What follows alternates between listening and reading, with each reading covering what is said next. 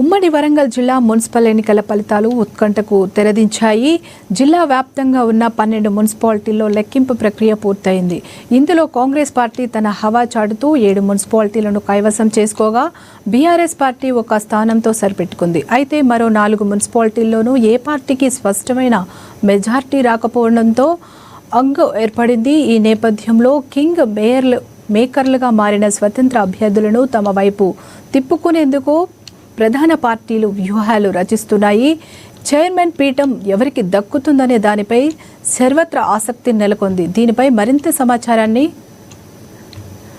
మా ప్రతినిధి మౌనిష్ అందిస్తారు. సంబంధించిన ఎన్నికల ప్రక్రియ నేటితో ముగిస్తుంది. అయితే ఈ నెల 11న జరిగినటువంటి 12 మున్సిపాలిటీలకు సంబంధించి ఎన్నికల ప్రక్రియ అయితే ఈ నెల 11న జరిగింది. ఆ 11లో జరిగినటువంటి ఎన్నికల ప్రక్రియకు సంబంధించిన ఓట్ల లెక్కింపు అయితే ఈ రోజున 13వ తారీఖున అయితే ఆయా కేంద్రాలలో ఏర్పాటు చేసిన ఆ బ్యాలెట్ బాక్సులను ఓపెన్ చేసి అయితే భవిష్యత్తును అయితే బయటపెట్టిన నేపథ్యం కనిపిస్తుంది. అయితే మొత్తంగా ఇటు 12 మున్సిపాలిటీలలో కాంగ్రెస్ అయితే హోరు కొనసాగిందనే చెప్పుకోవచ్చు. మొత్తంగా ఉన్న 12 మున్సిపాలిటీలు ఉన్న నేపథ్యంలో అయితే 3,35,244 మంది ఓటర్లు అయితే మొత్తంగా 12 ఉమ్మడి వరంగల్ జిల్లా వ్యాప్తంగా ఉండగా 2,62,244 మంది అయితే ఓటర్లు తమ యొక్క ఓటు హక్కును అయితే వినియోగించుకున్నారు. మొత్తంగా 78.25% అయితే ఓటింగ్ అయితే నమోదైంది. దీంతో ఓట్ల అయితే వారి అయితే బాక్సులను అయితే వారు కేంద్రాలకు తరలించి భద్రపరచడం జరిగింది. అనంతరం ఈరోజు ఉదయం అయితే ఓట్ల లెక్కింపు సంబంధంగా బయటికి తీసుకొచ్చి నేపథ్యం కనిపిస్తుంది. అయితే ఇక్కడ గెలుపొందిన అభ్యర్థులు అయితే సంబర వాతావరణం అయితే నెలకొందని చెప్పుకోవచ్చు. మనం ఒకసారి చూస్తున్నాం. ప్రస్తుతం మనం నర్సంపేట మున్సిపాలిటీలో ఉన్నాం. ఈ నర్సంపేట మున్సిపాలిటీలో అయితే ఇక్కడ 21 మున్సిపాలిటీ కాంగ్రెస్ పార్టీ అయితే వార్డులను అయితే గెలుచుకొనడం జరిగింది. 7 బీఆర్ఎస్ పార్టీ గెలుపొందడం జరిగింది. 1 బీజేపీ పార్టీ గెలుపొందడం జరిగింది. మొత్తంగా 30 మున్సిపాలిటీలు ఉండగా ఇక్కడ నర్సంపేటలో ఇప్పటికీ 21 స్థానాలను గెలుచుకుంది.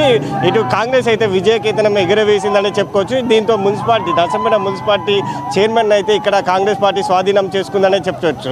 ఓవరాల్గా చూస్తే మొత్తంగా ఉమ్మడి వరంగల్ జిల్లా వ్యాప్తంగా 12 మున్సిపాలిటీలకు గాను ఇటు డోటాకల్లో 15 వార్డులు ఉంటే అక్కడ 11 వార్డులు అయితే కాంగ్రెస్ పార్టీ విజయకేతనం ఎగురవేసింది. 4 బీఆర్ఎస్ పార్టీ గెలుపొందడం జరిగింది. అయితే డోర్నకల్లో మున్సిపాలిటీ సంబంధించి చైర్పర్సన్ కూడా ఇటు డోర్నకల్ సంబంధించి కాంగ్రెస్ పార్టీ విజయం సాధించింది. అదేవిధంగా మరిపేడలో కూడా 15 మున్సిపాలిటీలు ఉండగా అక్కడ 8 కాంగ్రెస్ పార్టీ గెలుపొందింది. 7 బీఆర్ఎస్ పార్టీ గెలుపొంది. కాంగ్రెస్ పార్టీ అయితే మరిపేడ మున్సిపాలిటీని అయితే కైవసం చేసుకుందనే చెప్పుకోవచ్చు. అదేవిధంగా కొత్తగా ఏర్పడినటువంటి ములుగు మున్సిపాలిటీ కూడా 20 వార్డులు ఉండడం జరిగింది. ఈ 20 వార్డులో 12 మున్సిపాలిటీలను కూడా కాంగ్రెస్ కైవసం చేసుకుంది. అదేవిధంగా 7 మున్సిపాలిటీని బీఆర్ఎస్ కైవసం చేసుకుంది. ఒక పార్టీ బీజేపీకి సంబంధించి సిపిఎం పార్టీ అదేవిధంగా ఒక్క స్థానం అయితే ఇతరులు గెలుపొందడం జరిగింది. అయితే ములుగులో మున్సిపాలిటీలో కొత్తగా ఏర్పడిన మున్సిపాలిటీ ములుగు, దీంట్లో కూడా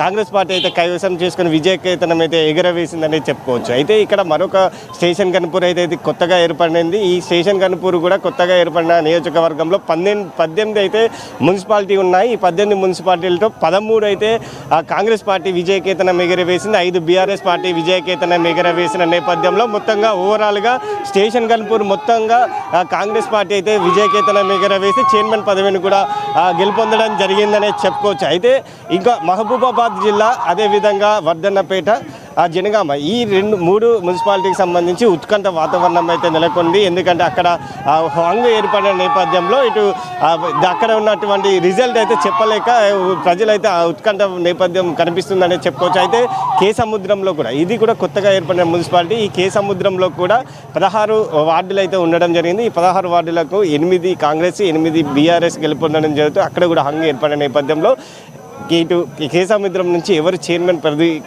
గెలుపొందుతారో అనేది ఒక ఉత్కంఠ వాతావరణం అయితే నెలకొంది అనేది చెప్పుకోవచ్చు. అదేవిధంగా వర్ధన్నపేటలో కూడా హంగు ఏర్పడిన నేపథ్యం కనిపిస్తుంది. అయితే వర్ధన్నపేటలో ఒక ఆ సంఘటన కూడా చోటు చేసుకుందనే చెప్పుకోవచ్చు. ఇటు కాంగ్రెస్ పార్టీ ఇటు బీఆర్ఎస్ పార్టీ 11వ వార్డు నుంచి గెలుపొందినటువంటి వార్డు అయితే గెలుపొందినట్టు అధికారులు ధృవీకరించిన నేపథ్యంలో కాంగ్రెస్ పార్టీ అయితే వారు మళ్ళీ రీకౌంటింగ్ అయితే చెప్పడం జరిగింది. 4 సార్లు రీకౌంటింగ్ చేసిన నేపథ్యంలో కాంగ్రెస్ పార్టీ గెలుపొందినట్టు వారైతే అధికారులు చెప్పిన నేపథ్యంలో ఒక ఉద్రిక్త వాతావరణం అయితే నెలకొంది. దీంతో బీఆర్ఎస్ పార్టీ వారు రోడ్డు మీద బైఠాయించి కాంగ్రెస్ వారు తప్పుడుగా రిజల్ట్ ఇప్పించారంటూ వారు అయితే ఆందోళన కార్యక్రమం చేపట్టి నా పరిస్థితి కూడా పరకాల మున్సిపాలిటీ కూడా ఇటు 22 వార్డులకు గాను 13 వార్డులను అయితే కాంగ్రెస్ పార్టీ గెలుపొంది విజయకేతనం ఎగురవేసింది. భూపాలపల్లి జిల్లాలో కూడా కాంగ్రెస్ పార్టీకి గెలుపొంది విజయకేతనం ఎగురవేసిందనే చెప్పుకోవచ్చు.